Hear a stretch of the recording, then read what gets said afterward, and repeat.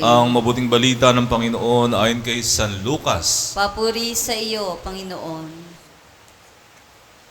Isang araw ng pamamahinga, si Jesus ay inanyayahang kumain sa bahay ng isang pinuno ng mga Pariseyo at binabantayan nilang mabuti ang kanyang mga kilos. Napansin ni Jesus na ang pinipili ng mga inaanyayahan ay ang upo ang nakalaan sa mga piling panauhin. Kaya't sinabi niya ang talinghagang ito, kapag inanyayahan ka, ninuman sa isang kasalan, huwag mong pipiliin ang tanging upuan. Baka may inanyayahang lalong tanyag kaysa iyo at lalapit ang nag-anyaya sa inyong dalawa at sasabihin sa iyo, maaari bang ibigay ninyo ang upuang iyan sa taong ito? Sa gayon, mapapahiya ka at doon malalagay sa pinakaabang upuan.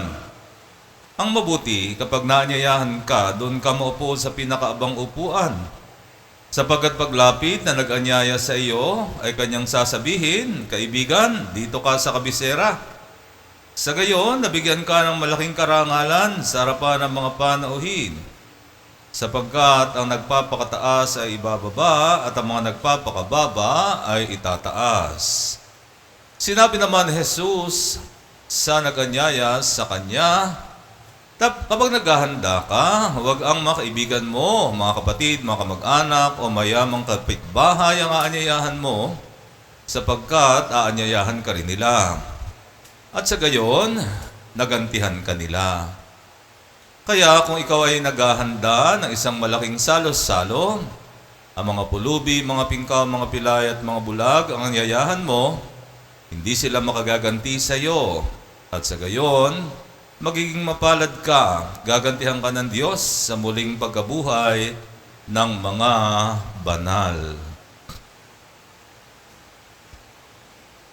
Ang mabuting balita na ating kaligtasan. Pinupuri ka namin, Panginoong Jesucristo. Isa sa paborito nating kanta, bagamat medyo luma na, ay yung awit sa misa, yung pananagutan, yung walang sino man ang nabubuhay para sa sarili lamang. At ito ang awit na ito na dapat lagi nating kantahin sa sarili natin para lagi itong reminder sa atin na tayo ay Kristiyano. At bilang Kristiyano, inaasahan tayo ni Lord na hindi tayo nabubuhay para sa sarili lamang. We are man for others. Tayo ay nabubuhay para sa kapwa. Hindi nga ba? Ano bang paanyayan ng Panginoon? Sino man ang nais na sumunod sa akin, limutin ang kanyang sarili. Yun yung unang kondisyon eh. Limutin ang kanyang sarili. Kasi hanggang di mo kinakalimutan yung sarili mo, you will not be able to see the plight and the need of people who are helpless, who are in need. At very timely ang ating ebanghelyo kasi alam naman natin napakagrabe na yung ating problema. Napakagrabe na kasi ng korupsyon sa bansa natin, di ba? Yung mga taong nasa kapangyarihan, sila pa yung nagnanakaw. Di ba? Wala silang pakialam kahit bumagsak ang mga tulay, bumagsak ang mga flood control, di ba? Wala silang pakialam, basta ang mahalaga sa kanila, meron silang share sa pondo, sa construction funds. Wala silang pakialam. Iniisip lang nila yung sarili nila at yung pamilya nila. Pero wag na nating tingnan yan. Tingnan muna natin yung sarili natin kasi baka mamaya, meron din man sa ating ganyan. No? Alam niyo mga kapatid, isa sa dapat nating bantayan sa ating sarili ay yung masama ugali na tinatawag na self-entitlement. Self-entitlement. Ito palagi kong binabanggit ito sa aking homily kasi ito kasi yung sakit ng marami sa atin. Ano? Kasi yung mga tiwala, what am I in power for? Diba? Ba't ako nasa kapangyarihan kung hindi ko gagamitin para sa aking sarili? Self-entitled. Hindi lang yan sa choosing the VIP seat na sinasabi sa Ebanghelyo. Tingnan natin yung mga simpleng okasyon at pangyayari na ganon din pala tayo. For example, yung mga pagpila. Isa sa nakakainis yung bang pipila ka, no? Sasakay ka sa MRT. Isang oras ka nang nakapila, hindi yata gumagalaw ang pila. Yung pala, ang daming sumisingit. Wala silang pakialam sa iba na nakapila ng isang oras. Napaka self-entitled, iniisip niya, malilate na ako, may pupuntahan pa ako. Sarili lang iniisip, paano yung ibang isang oras ang nakapila? Wala siyang pakialam. Ganon din sa traffic.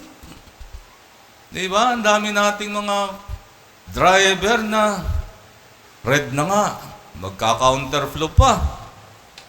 Tuloy, yung mga kasalubong, wala na, barado na. Lahat apektado dahil sa pagiging makasarili.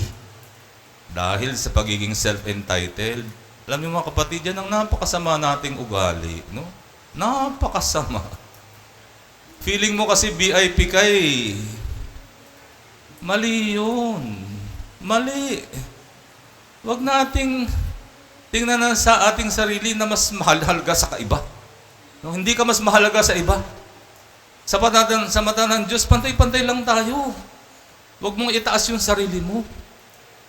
No, napakasama na ugaling yan eh. Dala-dala natin yan maging sa ating pamamalakad. Gobyerno man of sa publiko. Self-entitled, what am I in power for? No? Sayang na lamang yung kapangyarihan kong pumirma ng kontrata, kundi ko gagamitin na magpayaman ako. Yan ang nakakalungkot. Kaya ang ating ebanghelyo, very timely. At sa ikalawang bahagi naman ng ating ebanghelyo, yung huwag mong piliin ang mga inimbita mo. Kasi tayo, I think it is very natural na pag meron tayong mga special event sa buhay natin, natural na gusto nating makasama yung mga people who are close to us. No? Well, there is nothing wrong with that. The point of the gospel is, let us not be choosy and selective when it comes to being charitable. No? When it comes to helping people. Let not our circle be so limited. Matuto tayong mag-extend. Alam niyo mga kapatid, kung babalikan natin ang history ng simbahan, ang unang simbahan ay simbahan ng mga yagi, simbahan ng mga itinakwil. Kasi ang unang mga Kristiyano ay nagsimula yan, puro sila Hudyo. Nung sila maging Kristiyano, they were rejected by their own family. They were thrown out of the temple and the synagogue. Nakaranas talaga sila na maging yagit, mga isinumpa, mga itinakwil, mga nilalait, mga nilalapastangan. Yan ang unang karanasan ng mga unang Kristiyano. Kaya nga, ang panawagan ng ating ebanghelyo, no? Dapat meron din tayong heart for the needy, for the poor, for the helpless. At dapat gayon ang attitude ng simbahan. The church should never be leaning towards the rich, no? But there should be a preferential option for the poor, for the weak, for the needy, no? Although siyempre kasama, lahat yan bahagi ng simbahan yan. Mayaman, mahirap, may pinag-aralan o wala. Lahat yan bahagi ng simbahan. Ang point ng ebanghelyo ay huwag natin silang kakalimutan. At mga magulang, kayo na nagpapalaki ng mga anak, bata pa lang, huwag na ninyo silang sanayin na maging self-entitled. Kasi yung attitude ng pagiging self-entitled, nagsisimula yan sa bahay. Sa pamilya nagsisimula yan. When you as parents, you provide everything that your children need,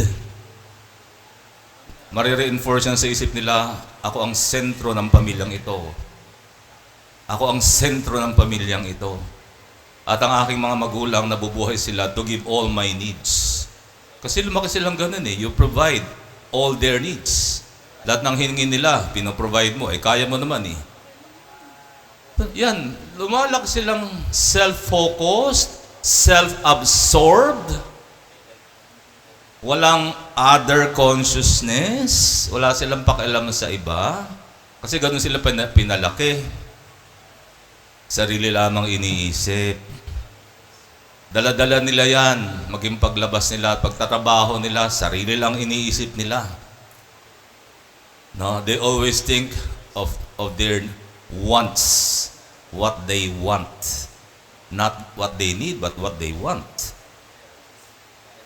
Kaya nga po mga kapatid, ang Ebanghelyong ito ay very, very timely. Alam niyo mga kapatid, the beauty of the gospel is always alive. The gospel is always, relevant. It's always relevant. Kaya nga po tayo'y kinakalampag.